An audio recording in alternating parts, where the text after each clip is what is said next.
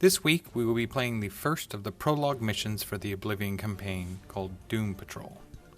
This mission uses standard deployment with no kill box and has a special rule called Moonless Night. All models have their line of sight reduced to 12 inches. Victory conditions consist of the player immediately wins if they control the only models in play, or at the end of the 7th round, the player with the most models in play wins. Alright, this game is only 20 points, so there's not a whole lot you can throw in for 20 points. So my list was pretty simple. I threw in a max unit of the Praetorian Swordsmen and the Tyrant Commander in Standard. For narrative thoughts, my thoughts were that if you were to go on a patrol, you'd probably have Swordsmen because they're the most abundant unit that they probably have. And you would need somebody in charge, so that's why the Tyrant Commander and Standard are out there. Just kind of deployed right in the middle, so that way I could counter whatever Gaston ends up doing.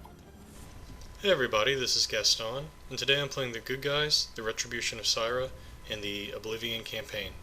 For my Doomed Patrol, I opted for the Dawnguard Invictors.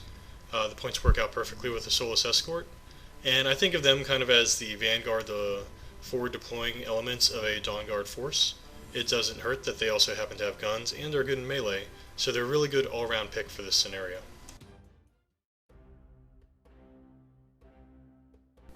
Alright, so with going first, looking across at Gaston's models, I saw they had guns.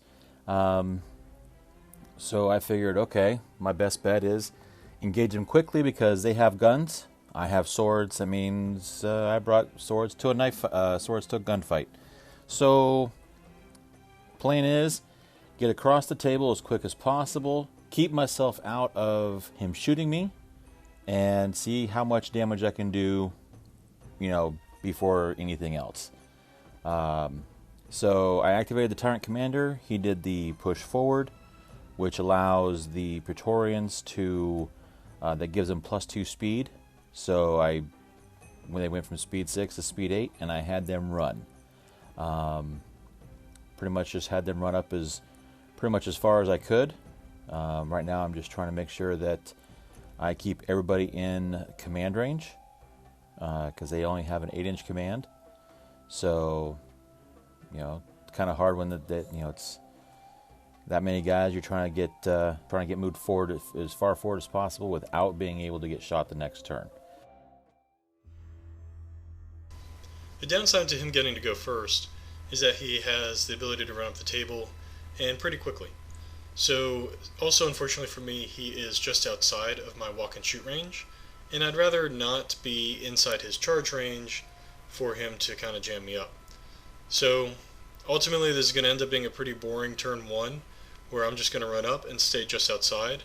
What I am going to try to do though is I'm going to try to create sort of a soft screen, if you will, where I have some guys up front that he won't be able to run past, and then I'll leave gaps for line of sight for the guys in the back so that they can still shoot deeper into his lines as we go to engage. One of my original plans when choosing Invictors was to also take advantage of their reposition rule, where I can use their mini-feet. Now, line of sight is limited to 12 inches, but I can still use their mini-feet to go 14 inches down to 12, and then back up another 3 inches to get a pretty good 15 inches of separation between me and my opponent and kind of kite him around the table, so to speak. So that was my goal going in. We'll see how well this works with how quickly his forces can move. Certainly the Tyrant Commander is helping with that a little bit. The other thing that you kind of see as a limitation in this type of scenario is that when you take a max unit, you're just stuck with one activation and there's not much else you can do there, versus having some solos and having a couple other models that help you on jam. Alright, turn 2. I'm still going to go with the plan of moving up and trying to tie them down, whether they're potentially their weapon attacks, because, well, when they got guns, what can they do, really? So, to make this all happen, I'm probably going to have to activate the Tyrant Commander Standard first. He's going to do the press forward order again, and then he will end up running after that. Mostly to get him up the field to where he should be close enough to do the order the next time or something similar to that if he needs to. And then the unit itself will run and jam. They're going to run up there and jam as much as they possibly can. Moving 16 inches in a turn is pretty damn quick for them. So, getting out of the field, blocking, getting as many of those guys tied up as possible, potentially leaving me a secondary line to come in afterwards to do some cleanup, or to still be able to do the charge order is the hope. So that way I can move. Maybe I'll lose one or two guys this turn, and then charge in another group, and that way I could get deeper into the lines and hopefully inflict a lot of damage to Gaston's forces there. So I just everybody runs up. So, and let's see how the turn goes. With the melee force going into a ranged force, he has a limited number of options, so he did more or less what you'd expect him to do. He ran and he jammed. Then he has, obviously, his Tyrant commander being protected. One of the things that I'm a little concerned about with, all of my single wound infantry against all of his single wound infantry is that the swordsmen have 2 attacks, and my defense is not that fantastic. So what I'm trying to do is position, or when I go to reposition, spread out such that I won't be giving them up 2 attacks. One of the other ways I could have tackled this that I didn't in this particular game, but it's something for future games to think about, is that they do have Wall of Steel, so when they're base to base, they're +2 armor. So you could also say, hey, you're not going to be charging because you're engaged with me. You're like pound 9, I think. So you need 8 to kill, and kind of go about it that way. Kind of dare him to be able to kill 2 guys. In the meantime, here, it's a killing scenario, so we're just kind of working on killing each other. So we're going down the line. Anytime there are 2 guys engaged, I'm trying to pick the one who would be, quote-unquote, the worst at shooting, position-wise, and have someone else make that attack. So I'm not just going straight down the line, I'm sort of alternating where it makes sense. You can see there I skipped a guy. So that way he can either participate in a CRA, or he can just fire as needed. Otherwise, having good elite stats is really helpful. We're just kind of working through them all. I think I managed to get all but 2 of the ones who are jamming me, and then you just start shooting down all the other ones. One of the downsides is I'm not going to get to the Tower Commander this turn, but one of the upsides is he's parked behind some terrain, so he's not getting to me either. So essentially I'm going to have 2 turns to kind of work on a Swordsman. The thing is, I'm trying to decide here, do I CRA, do I not CRA? And ultimately I end up kind of skipping past that. The idea being that their leader still has 2 attacks. Every single guy has 2 attacks. So it's better if I can take out more models than try to be more accurate, if that makes sense, and have a bigger volume of shots. So there's nothing special about any particular model that I'm trying to kill. I just have to kill as many as possible. Ultimately, this ends up working out pretty well. He's got 2 swordsmen left versus all of my Invictor force, and I think things are tilting in my favor. All right, so color me a little shocked. I didn't realize that they would, the Skorne would actually be able to, not the Skorne, but the Retribution would actually have the ability to swing when they had guns. Who knew they had a high mat like that?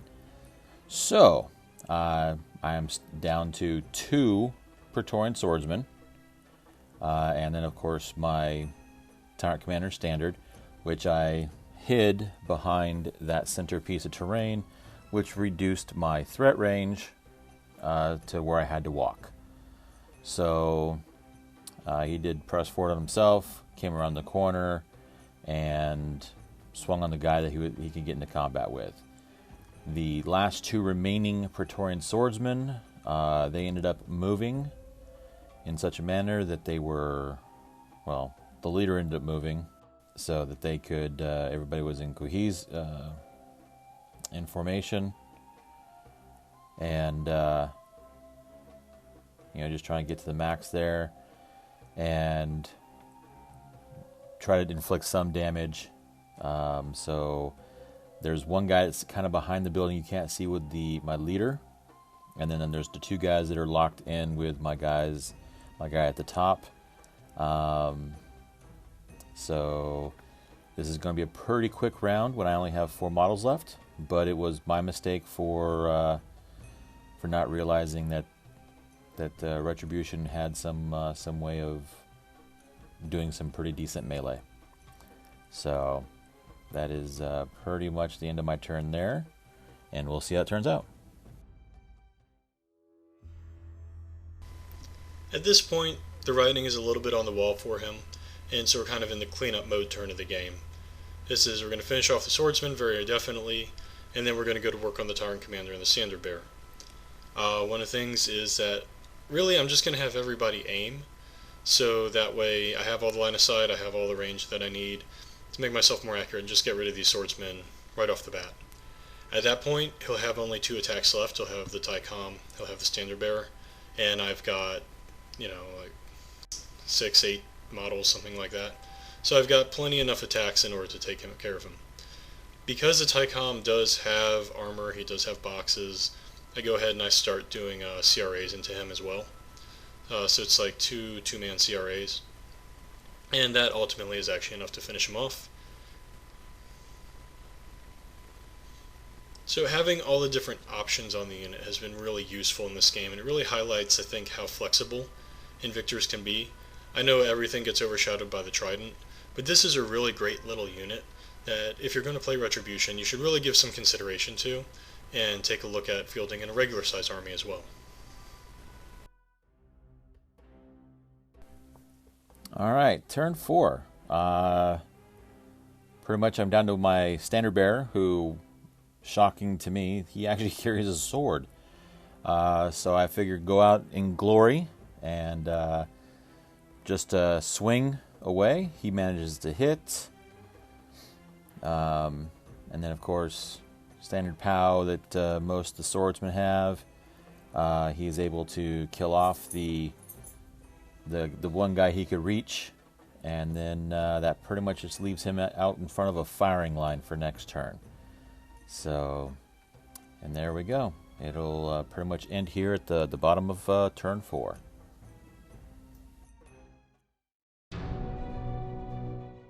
Alright, quick thoughts for this scenario. Yes, it's a narrative game, and yes, it's not meant to be a highly competitive round, but you can, if you think about how the list is supposed to go, or how the scenario could go,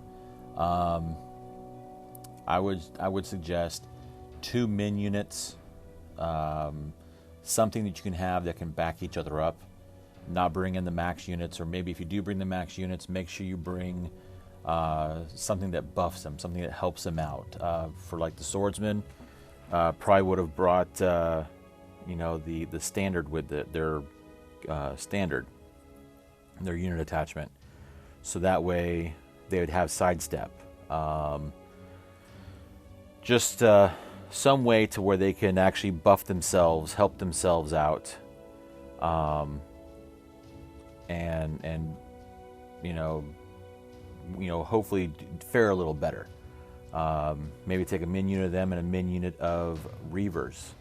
There are other options, and I just I didn't take those. I thought that this would be a decent enough starter list for this narrative campaign.